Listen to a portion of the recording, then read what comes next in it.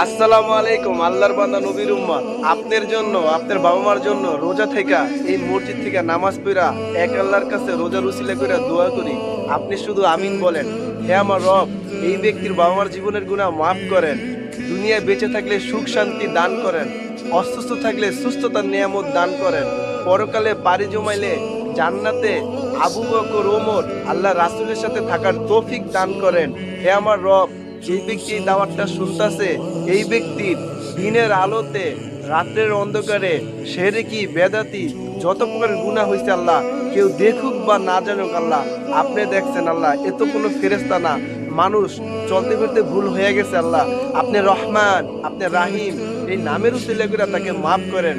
এই রোজার উসিলা করে তার জিন্দিগি সুন্দর করে দেন, দুনিয়ায় সম্মান দেন, যা যা দেন বরকত দেন আল্লাহ। আপনি রহমান রহিমের উসিলা করে তার মনে নেক বাসগ্রহণ করে দেন, দুনিয়া সম্মান দেন, দুনিয়া ইজ্জতের সাথে পালেন।